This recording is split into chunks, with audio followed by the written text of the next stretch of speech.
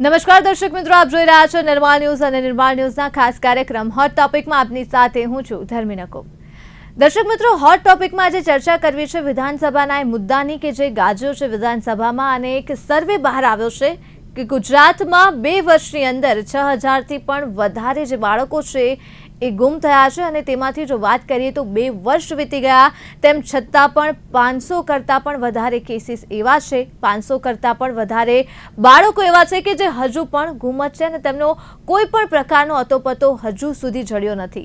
આમ જોવા જઈએ તો 500નો એ આંકડો છે અતિ વિશાળ ગણાય, કેમ કે 500 પરિવાર જ એ વેદના જાણતા હોય કે જેમના બાળકો ગુમ થયા છે। એટલે આજે મારે ચોક્કસપણે આ વાત કરવી જ પડે કે 2 વર્ષની અંદર જો 500નો આ વિશાળ આંકડો કે જે બાળકો નથી મળ્યા અને ગોતી નથી શકાયા, તો એક તંત્ર તરીકે ક્યાંક આ તંત્ર નિષ્ફળ ગયું છે તે આપણે સ્વીકારવું રહ્યું। અને સાથે સાથે જ 6000થી પણ વધારે બાળકો 2 વર્ષની અંદર ગુમ થયા છે, એ પણ પોતાની અંદર એટલી જ એક ગંભીર આંકડો છે। અને બીજી તરફ જો હું વાત કરું તો આ એ આંકડા છે કે જે ચોપડા સુધી પહોંચ્યા છે, કે જે તે સત્તાધીશોએ સ્વીકાર્યા છે કે હા, અમારી સરકારમાં આટલા બાળકો ગુમ થયા છે। તો આપણે કલ્પના ન કરી શકીએ કે એવા કેટલાય બાળકો છે, એવા કેટલાય બાળકોની ચીસો હશે કે જે હજુ સુધી ચોપડે પહોંચી જ નથી, અને એ આંકડો સાચો આંકડો કયો હશે તેની આપણે કલ્પના પણ ન કરી શકીએ। અને ક્યારેય ભવિષ્યમાં પણ એ આંકડા સામે આવશે કે નહીં, કે જે બાળકોની હજી સુધી નોંધ જ નથી લેવાઈ, એ બાળકોની ચીસો સંભળાશે પણ નહીં, એ બાળકો વિશે જો આપણે કલ્પના કરીએ તો આપણે વિચારી ન શકીએ કે પરિવારની વેદના શું હશે। એટલે આ ગંભીર મુદ્દો જ્યારે એક સમાજ તરીકે આપણી સામે ઊભો હોય ત્યારે આ મુદ્દા ઉપર ચર્ચા કરવી અત્યંત જરૂરી છે। ચર્ચા કરવા માટે આપણી સાથે જોડાયા છે સંજયભાઈ જોશી, જેઓ સર્ચ માય ચાઇલ્ડના ફાઉન્ડર છે, અને સાથે જ જોડાયા છે ઇન્દ્રજીતસિંહ ચૌહાણ, જેઓ પ્રયાસ સંસ્થાના સ્ટેટ કોઓર્ડિનેટર છે। સૌપ્રથમ આપ બંને એક્સપર્ટનું હાર્દિક સ્વાગત છે નિર્માણ ન્યૂઝમાં। Thank you. વાત કરું સંજયભાઈ આપનાથી, તો જે પ્રકારે આ મુદ્દો સામે આવ્યો છે, આંકડો સામે આવ્યો છે, અત્યંત વિશાળ આંકડો છે, સૌથી પહેલા આપ શું કહેવા માંગશો આજે બાળકો ગુમ થયા છે તેમના વિશે, પરિવારની વેદના વિશે?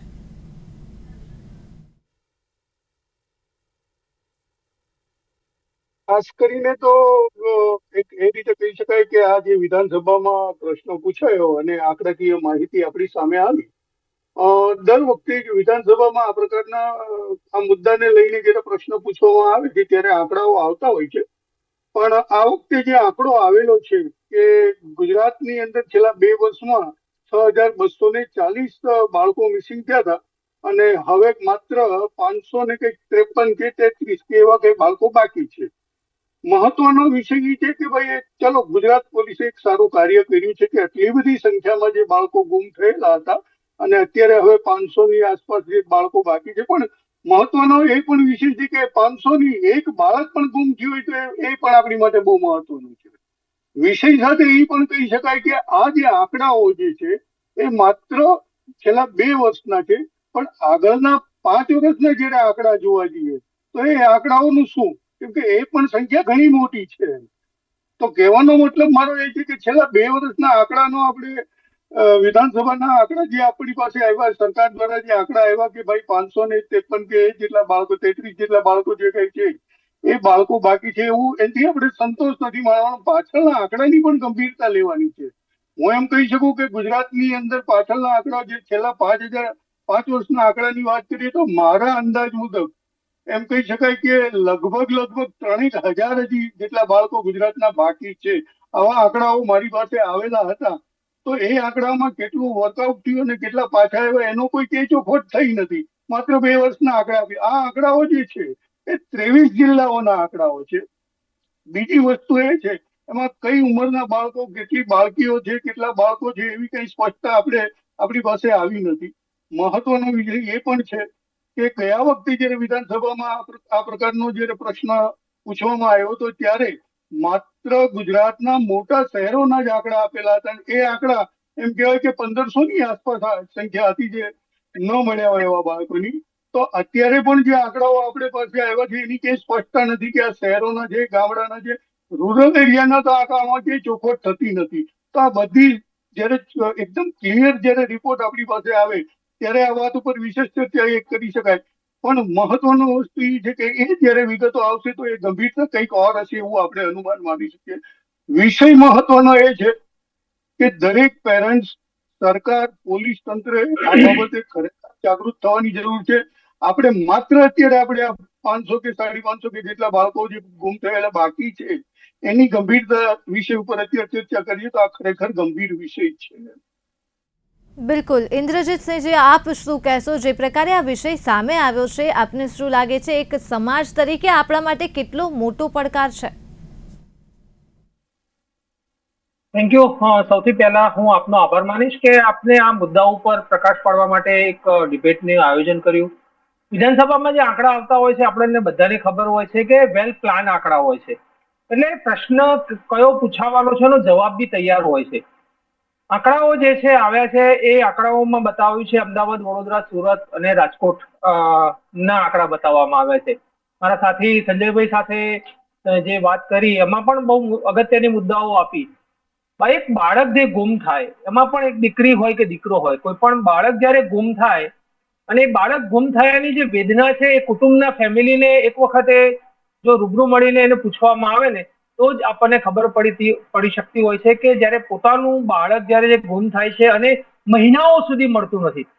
અમારી સાથે એવા ઘણા બધા કિસ્સાઓ પણ છે કે જેમાં હજી પણ અમે શોધી રહ્યા છીએ કે એ દીકરીઓ કે દીકરાઓ હજી પણ મિસિંગ છે અને કોઈ જવાબ આપવા તૈયાર નથી થતું. ત્યારે જે મુશ્કેલી ફેમિલીને પડે છે, ફેમિલી જયારે કોઈ પણ જગ્યાએ જયારે જાય, પોતાની રજૂઆત કરે અને રજૂઆતમાં એમને જયારે નિષ્ફળતા મળે ત્યારે કોના દ્વારે જાય?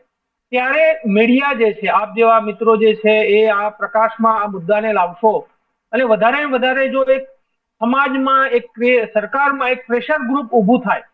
કારણ કે બાળ સુરક્ષા જે છે એ હું માનું છું કે આપણે સૌની જવાબદારી છે, બધાએ સાથે રહીને આ કામ કરવું પડશે. એક બાળક પણ મિસિંગ હોવું ના જોઈએ.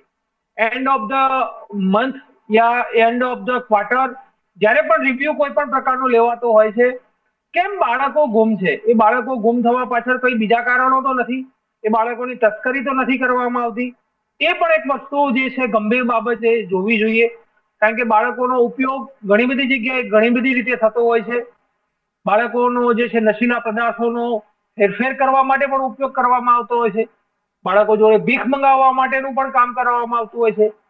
બાળકો મિસિંગ જે થઈ રહ્યા છે એ મિસિંગ થયેલા જે આંકડાઓ છે, આંકડાઓને ફક્ત આંકડાઓ તરીકે ના જતા એની એક એક બાળકને એક એક કેસ સ્ટડી જે છે એ બનવી જોઈએ અને એના પાછળના કારણો અને સત્યતા તરફ જે છે એ આપણે બધાએ સાથે રહીને જવું જોઈએ.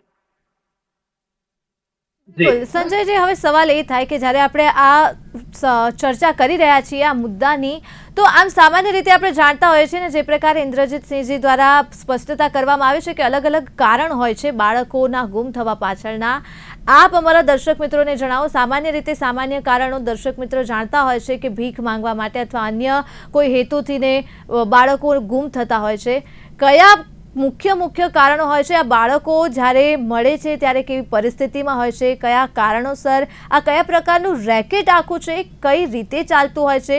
કેમ કે સરકારની નજર હેઠળ આ રેકેટ ચાલી રહ્યું છે, એટલે કયા પ્રકારના રેકેટ ચાલતું હોય છે, કયા લોકો હોય છે આ રેકેટમાં? અને બીજી વાત કે આ બાળકો જે હોય છે એ માત્ર ગુજરાત નહીં, ભારત નહીં, પણ હવે ઇન્ટરનેશનલ લેવલ પર પણ આ ટ્રાફિકિંગનું આખું રેકેટ છે ચાલી રહ્યું છે.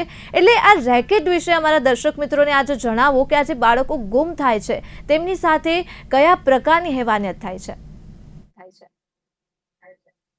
સૌ પ્રથમ તો જેમ આપે હમણાં વાત કરી કે બાળકોને ભીખ વગાવવાની, ખરેખર વાસ્તવિકતા એ છે કે દેશ આઝાદ થયો ત્યારથી અત્યાર સુધી, હાલ સુધીના સંજોગો સુધી એમ કહી શકાય કે લોકોના મગજમાં એક વાત બેસાડી દેવામાં આવી છે યા એમ કેમ પ્રકારે બેસી ગઈ છે કે બાળકોને ઉઠાવી જાય છે તો એની પાસે ભીખ મગાવવા અથવા તો એના બોડી પાર્ટ્સ માટે. પણ વાસ્તવિકતા એ છે કે આ બંનેમાંથી એક પણ મુદ્દો નથી. બાળકો પાસે સામાન્ય રીતે એમ કહેવાય કે જે બાળક જે છે એ એક બાળક મિનિમમ એમાઉન્ટ, મારું વર્ડિંગ સાંભળજો, મિનિમમ એમાઉન્ટ જો 7 થી 8 લાખ રૂપિયામાં કે 12 થી 15 લાખ રૂપિયામાં જો વેચાતું હોય તો શા માટે એની પાસે ભીખ મગાવે? આજે 4 રસ્તા ઉપર જે બાળ તસ્કરી વાળો જે બાળકને લઈ અને 4 રસ્તા ઉપર જો એ ઉભો રહીને બાળક પાસે ભીખ મગાવે તો એની પાછળનું એનું જોખમ કેટલું છે? એ બાળકનું આખો દિવસ ધ્યાન રાખવાનું, આ છે તે છે, ભાગી ન જાય, એ બધું પોલીસ પકડી ન જાય, આ બધું ધ્યાન રાખવાનું. મિનિમમ બીજી વસ્તુ જોવા જઈએ તો બાળકને રોડ ઉપર 4 રસ્તા ઉપર ભીખનું રોજનું કલેક્શન કેટલું મળશે? 400 રૂપિયા, 500 રૂપિયા. તો 500 રૂપિયા માટે શા માટે કોઈ પણ માણસ છે આટલું જોખમ લે? તો ભીખ માગવો એ પણ કોઈ વિષય હું નથી માનતો. હા, ભીખ મગાવતા હશે પણ એ એવા સંજોગોમાં મગાવે છે કે જ્યાં સુધી બાળકનો ખરીદદાર કોઈ ઉપરથી નથી મળતો એવા સંજોગોમાં બાળકના મેન્ટેનન્સ માટે એ ભીખ મગાવતા હોય છે. બીજી વાત એના બોડી પાર્ટની, તો મેડિકલ લેંગ્વેજમાં જોવા જઈએ તો બાળકના એમ કહેવાય કે 10 લાખ બાળકો જયારે જન્મે છે ત્યારે એમાંથી લગભગ 100-150 બાળક જે છે એ બાય બોર્ન ડિફેક્ટેડ, મતલબ ક્યાંય ને ક્યાંય ઓલાથી જન્મ લેતા હશે. તો દર 3 મિનિટે દેશમાં એક બાળક મિસિંગ થાય છે. તો એ જાય છે ક્યાં છે, બહુ મહત્વનો વિષય છે.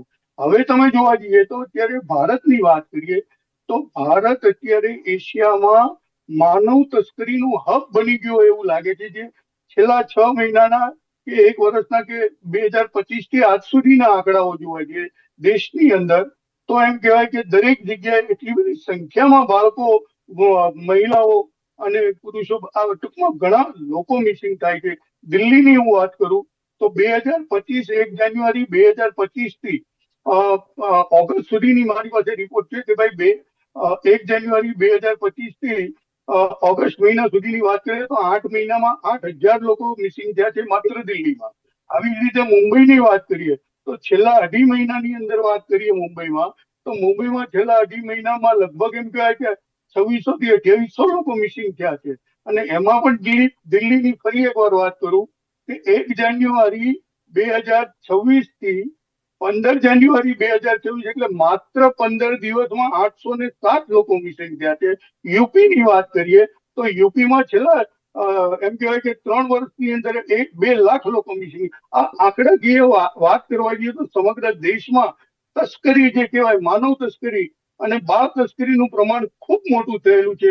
અને આપણે એમ કહી શકાય કે ગુજરાતની વાત કરીએ તો એક રીતે હું બહુ સ્પષ્ટપણે કહી શકું કે મેં જયારે આ કામ ચાલુ કર્યું, બાળકોને શોધવાનું કામ ચાલુ કર્યું 2012 અને 2013માં, ત્યારે ગુજરાત સમગ્ર દેશમાં પહેલા નંબર ઉપર હતું. આજે ગુજરાત લગભગ એમ કહેવાય કે 22માં 23માં નંબર ઉપર છે.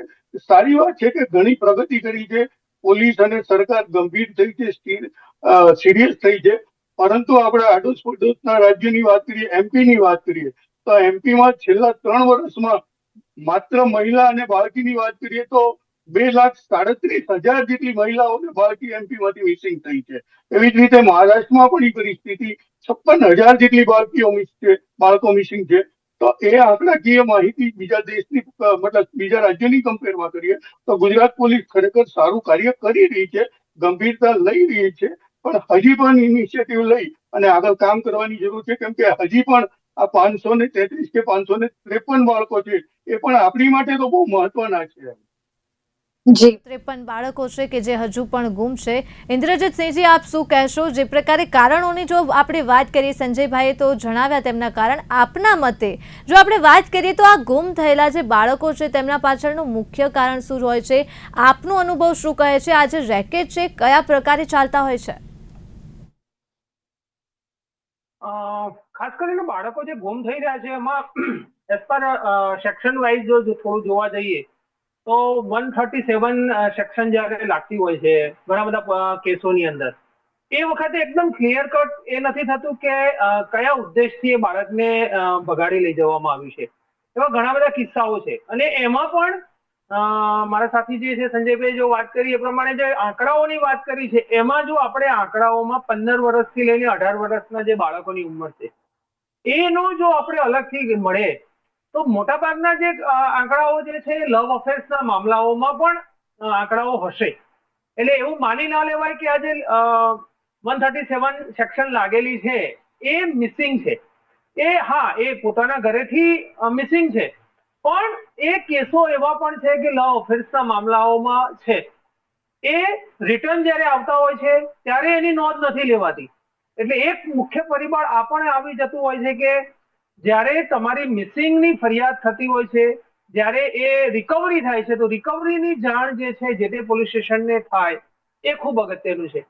એના આયો જે છે એ આયો તપાસ અધિકારી જે છે, તપાસ અધિકારી જો વ્યવસ્થિત રીતે એમાં તપાસ કરી અને એનું ફોર્મ રિકવરી આર જે છે એ મેન્શન કરી અને ડેટામાં અપલોડ કરે તો એ આટલા બાળકોની પરત મળેલા છે એવું આપણે જાણી શકાતું હોય છે. ઘણા બાળકોનું જે છે તસ્કરી હમણાં જ આપણે ટ્રાઇબલ વિસ્તારમાં જે છે એ વિસ્તારના પણ, અને ટ્રાઇબલ વિસ્તાર કરતા બી નજીક 1.5 મહિના પહેલા જયારે બાળકોને વેચવામાં આવતા હતા, ખાસ કરીને પૈસાના કારણે, એટલે બીજા કોઈને કઈ કારણોસર એ બાળકોને વેચી દેવાના, પોતાના બાળકોને વેચી દેવાના, પોતાના માતા પિતા દ્વારા પણ આવા કૃત્યો કરવામાં આવતા, વચ્ચે દલાલી લોકો છે એમના થકી પણ થતા હતા. અને અમુક વખત એવા પણ કિસ્સાઓ બનતા હોય છે કે 24 કલાક 48 કલાકની અંદર ખૂબ સરસ રીતે ટીમ બનાવવામાં આવતી હોય છે, અને ટીમ બનાવીને પોલીસ દ્વારા, શૈક્ષિક સંસ્થાઓના સહયોગથી જે બાળકોને રિકવરી કરવામાં આવે છે. છેલ્લા 1.5 મહિનાથી જે છે એક આખું અભિયાન ચાલી રહ્યું છે. સીઆઈડી ક્રાઇમ જે છે ગાંધીનગરથી આખા ગુજરાત રાજ્યના તમામ જિલ્લાઓમાં AHQ જે છે, એન્ટી વુમન ટ્રાફિકિંગ સેલ, એ પણ એક એક્ટિવ થયું છે, અને ખોવાયેલા બાળકો અને સાથે સાથે ચાઇલ્ડ લેબરની અંદર જોડાયેલા જે બાળકો છે એને શોધવા માટેનો પણ ખૂબ સરસ રીતે જે છે એ anti woman trafficking cell, CID crime ગાંધીનગરથી જે છે કાર્યવાહી કરવામાં આવી છે. તો એના કારણે ઘણા બાળકો રિકવર થયેલા છે. હવે આજે રિકવર થવાના જે બાકી છે અને ખરેખર પરત આવી ગયા છે, તો એક એવી પણ પહેલ થવી જોઈએ કે જે બાળકોની પોલીસ સ્ટેશનમાં એન્ટ્રી થઈ છે મિસિંગની, તો એટલીસ્ટ એમના ઘર સુધી તપાસ કરવામાં આવે, અને મળી ગયા છે તો એને રિકવરના ડેટા જે છે રિકવર તરીકે લેવામાં આવે. તો ઘણા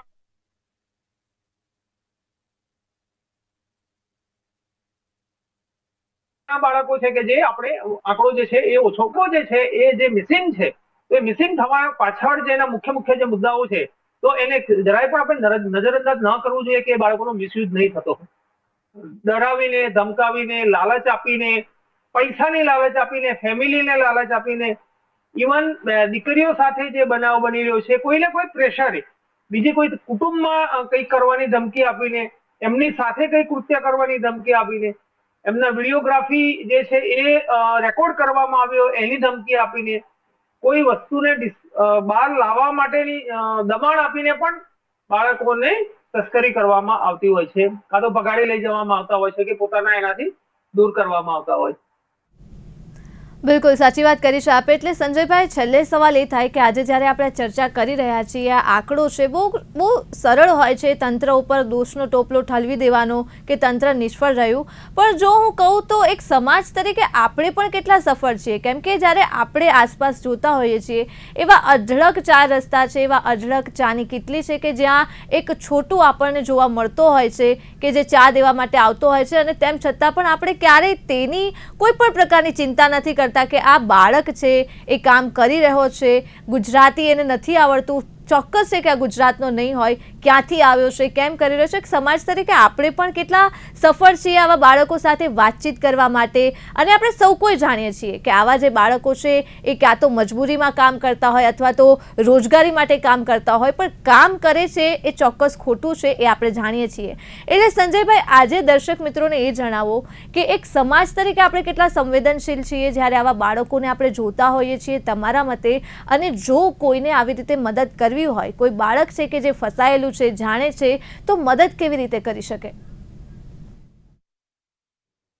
આપે બહુ સરસ વાત કરી, પ્રશ્ન કર્યો કે ભારત દેશની અંદર એક હું તમને કહું, એક મેન્ટાલિટી બનેલી છે કે ક્યાંય ને ક્યાંય જયારે આપણેથી કોઈ કાર્ય કે આપણી જવાબદારી આપણે પૂર્ણ નથી કરી શકતા, અને એ જવાબદારીમાં આપણને એમ લાગે છે કે આપણે ફસાઈ ગયા, ત્યારે એ ભારત દેશની એક મેન્ટાલિટી જન્મ સાથે જ અંદર ઘડાયેલી હોય છે કે સરકાર કાંઈ નથી કરતી. આ એક મેન્ટાલિટી બનેલી છે. કોઈ પણ મુદ્દામાં ક્યાંય ને ક્યાંય એમ હોય તો કે સરકાર કાંઈ, ભાઈ સરકાર જે છે એની ફરજ નિભાવતી હોય છે. ક્યાંય ને ક્યાંય આપણી પણ, જેમ આપે કીધું એમ, એટલી જવાબદારીઓ બને છે.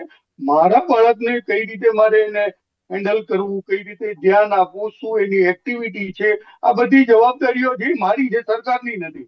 પણ સરકારની તો એવા સંજોગોમાં જવાબદારી આવે છે કે ક્યાંય ને ક્યાંય કોઈ રેકેટ્સ અથવા માફિયાઓ ઉઠાવતા હોય કે આવી બધી ઘટનાઓ હોય, ત્યારે એની જવાબદારી આવે છે. પણ એ પહેલા બાળક સાથે કોઈ પણ ઘટનાઓ બને છે, જેમ આપણે કીધું કે ચાની કીટલીએ કામ કરતો હોય કે આ છે તે છે, તો એ બાળક ક્યારે ચાની કીટલીએ કામ કરતો હોય? તમે અત્યારે એમ કીધું કે ચાની કીટલીએ કામ કરતો હોય છે, છોટું આપણે ચાને આપણે ઓર્ડર આપીએ છીએ, છોટું ચા આપે છે, પણ ત્યાં પણ આપણે કાયદાની વિસંગતતાઓ જોવા મળે છે. હવે સરકારી ઓલામાં એમ કહેવાય કે બાળ મજદૂરી છે એ ગુનો છે, પણ પાછળ સાથે સાથે એ પણ આપેલું છે કે એ બાળક જયારે પોતાના જ ધંધા ઉપર કામ કરતો હોય અને એ ઘરનાને ઉપયોગી થતો હોય તો એ મજદૂરીમાં નથી ગણાતું. તો કાયદાઓ જે છે ત્યાં પણ આટીઘૂટી ઘણી છે.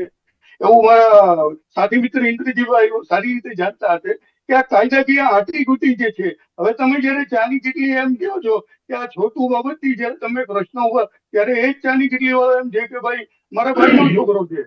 ક્યાંય ને ક્યાંય આ પરિસ્થિતિઓ ઊભી થાય છે. પણ મહત્વનો વિષય એ છે કે જે બાળક ગુમ થાય છે અથવા તો બાળકની બાળ તસ્કરી થાય છે અથવા તો બાળ મજૂરી થાય છે તો આ બધા જ વિષયોમાં સરકારને આપણે જેટલી જવાબદાર સમજીએ છીએ, પોલીસને જેટલી જવાબદાર સમજીએ એટલી જ જવાબદારી આપણી સામાજિક વ્યવસ્થાની પણ છે. આપણી પણ જવાબદારી એટલી બને છે. સાથે સાથે એજ્યુકેશનલ ઇન્સ્ટિટ્યૂટની પણ એટલી જવાબદારી બને છે. સાથે સાથે એનજીઓ જે બાળકો ઉપર કામ કરે છે એનજીઓની જવાબદારી, આપણી સૌની જવાબદારીઓ બને છે. માત્ર કોઈ પણ વિષય સરકાર ઉપર નાખી દેવો અને એની ઉપર માછલા ધોવા એ વ્યાજબી નથી. તો આપણે પણ આપણી જવાબદારી સમજવી જોઈએ. મારું બાળક કેટલા વાગે ક્યાં જાય છે, શું જાય છે, ટ્યુશનમાં જાય છે, કઈ રીતે છે, શું બધી જ વોચ રાખવી તમારી માટે આપણી સૌની જવાબદારીઓ બને છે. પહેલાના વખતમાં આપને કદાચ ખ્યાલ હોય સોસાયટી હોય તો સોસાયટીની બહાર બાળક રમતું હોય ને સોસાયટીના દરેક ઘરને ખબર હોય કે આ ફલાણા ભાઈનું બાળક છે. આજે પરિસ્થિતિ એ છે કે પાડોશીને પણ નથી ખબર હોતી કે આ બાળક કોનું છે. તો આ ક્યાંય ને ક્યાંય બે જવાબદારીની વાત છે. ખરેખર જવાબદારી આપણી બને છે કે સોસાયટી હોય યા કોઈ પણ હોય કે રાજ્ય હોય, આપણે એક પરિવાર છીએ.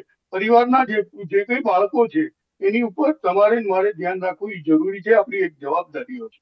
તો આ વિષય સાથે આપણે એટલું કહી શકાય કે માત્ર બાળક ગુમ થવું એ પોલીસ કે સરકારની જવાબદારી નથી, આપણા બધાની જવાબદારી છે. અને સાથે મળીને અવેરનેસ આવશે ત્યારે જ આ બાળક જતું અટકશે અથવા તો બાળક તસ્કરી થતી અટકશે એવું માનું છું.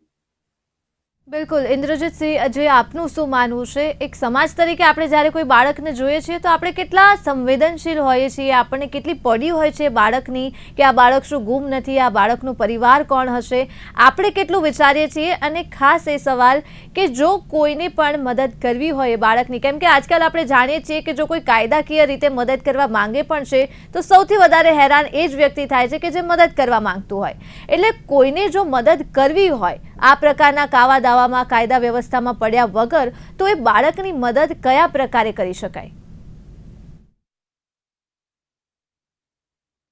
ચોક્કસ આપના માધ્યમથી એને જાહેર હિતમાં પણ આપણે બધાને એક મગજમાં એવું થયું હોય છે કે કોઈ પણ જગ્યાએ આપણે જો કઈ મેસેજ આપીશું તો આપણને મુશ્કેલી પડશે. પણ મારા જે વર્ષોના અનુભવ રહ્યા છે કોઈ મુશ્કેલી નથી પડતી.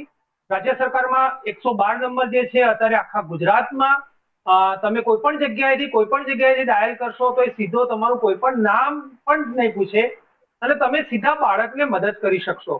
આ 112 નંબર જે છે એ દરેકના મોબાઈલમાંથી જે છે લાગી શકતો હોય છે. ફ્રી કોલ છે. કોઈ પણ બાળક જ્યારે કોઈ પણ મુશ્કેલીમાં છે, કોઈ પણ જગ્યાએ કામ કરતું દેખાય છે તો એ સીધું તમે લગાવી શકો છો. એટલે મારી વારંવાર એક જ વસ્તુ છે કે બાલ સુરક્ષા જે છે એ જવાબદારી આપણા સૌની છે. એમાં સમાજ, સિસ્ટમ, સરકાર, સ્થાનિક ઓર્ગેનાઇઝેશનો બધાએ સાથે રહીને કામ કરવું પડશે.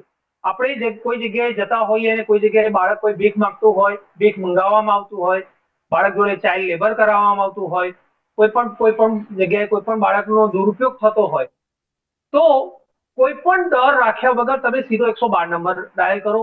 પહેલા આપણને બધાને ખ્યાલ છે 1098 નંબર હતો પણ હવે 112 ના રૂપાંતર થઈ ગયો છે. એની અંદર સોશિયલ વર્ક આખી ટીમ છે.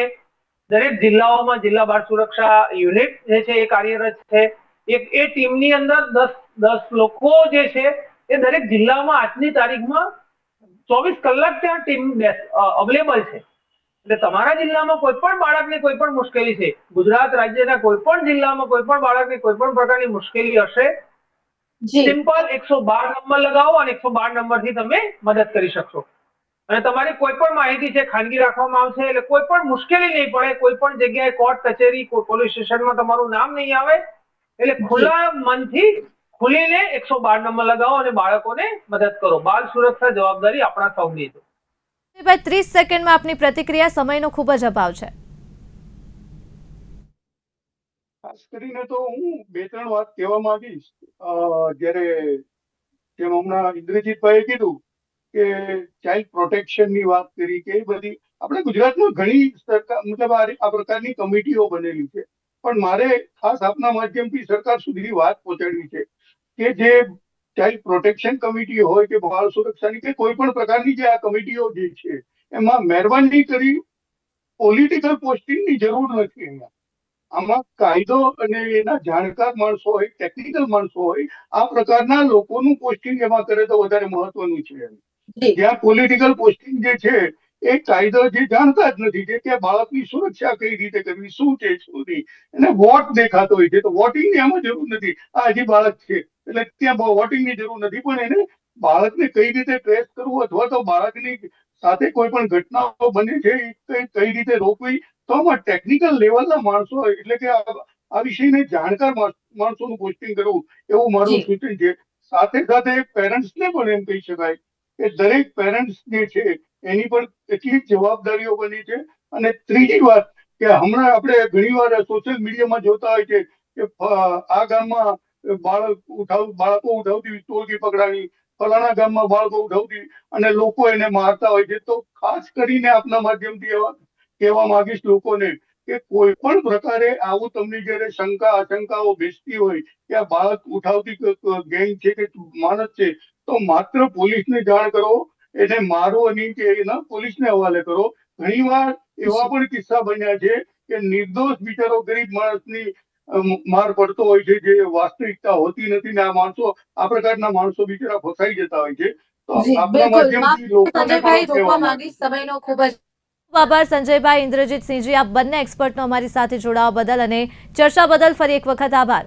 તો દર્શક મિત્રો, હોટ ટોપિકમાં આજે ચર્ચા કરી છે. આશા રાખીએ કે ભારતનું એ ભવિષ્ય ગણાતા એ માસૂમ બાળકો માટે ભવિષ્ય જે છે એ આપણે સુરક્ષિત બનાવીએ અને સમાજ છે આ બાળકો માટે વધારે સુરક્ષિત બને. તે સાથે હાલ મને આપશો રજા.